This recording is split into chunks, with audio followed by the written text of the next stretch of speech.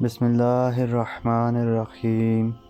شروع کرتا ہوں اللہ تعالیٰ کے نام کے ساتھ جو بڑا مہربان نہایت رحم کرنے والا ہے۔ عبادہ بن صامت رضی اللہ عنہ سے روایت ہے کہ نبی اکرم صلی اللہ علیہ وآلہ وسلم نے فرمایا، جو اللہ سے ملنا چاہتا ہے اللہ بھی اس سے ملنا چاہتا ہے، اور جو اللہ سے ملنے کو ناپسند کرتا ہو اللہ بھی اس سے ملنے کو ناپسند کرتا ہے۔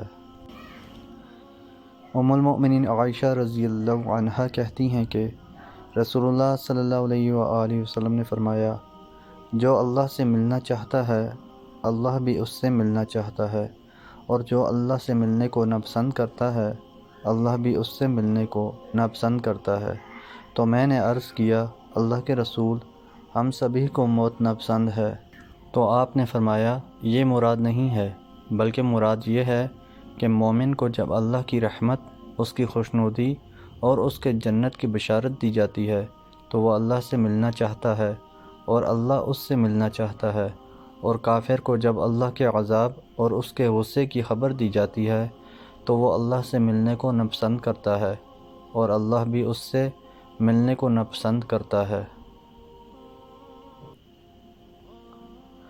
حضرت ابو قتادہ رضی اللہ عنہ کہتے ہیں کہ نبی اکرم صلی اللہ علیہ وآلہ وسلم کے پاس ایک شخص لایا گیا تاکہ آپ اس کی نماز جنازہ پڑھائیں، تو آپ صلی اللہ علیہ وآلہ وسلم نے فرمایا، تم اپنے ساتھی کی نماز پڑھ لو کیونکہ اس پر قرض ہے، میں نہیں پڑھوں گا۔ اس پر ابو قتادہ نے عرض کیا، اس کی ادائیگی میرے ذمہ ہے۔ رسول اللہ صلی اللہ علیہ وآلہ وسلم نے پوچھا، پورا ادا کرو گے؟ تو انہوں نے کہا، ہاں پورا ادا کریں گے۔ تو آپ نے اس کی نماز جنازہ پڑھائی۔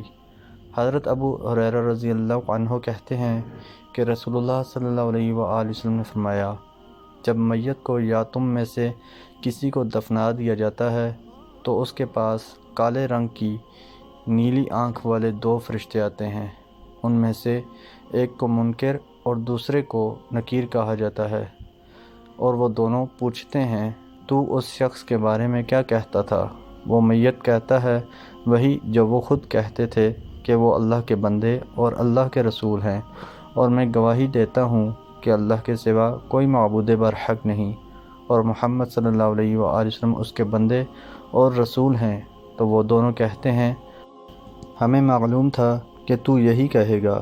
پھر اس کی قبر طول و عرض میں 70 گز کشادہ کر دی جاتی ہے، پھر اس میں روشنی کر دی جاتی ہے، پھر اس سے کہا جاتا ہے، سو جا۔ وہ کہتا ہے، مجھے میرے گھر والوں کے پاس واپس پہنچا دو کہ میں انہیں یہ بتا سکوں۔ تو وہ دونوں کہتے ہیں، تو سو جا اس دلہن کی طرح جسے صرف وہی جگاتا ہے جو اس کے گھر والوں میں اسے سب سے زیادہ محبوب ہوتا ہے، یہاں تک کہ اللہ اسے اس کی خوابگاہ سے اٹھائے۔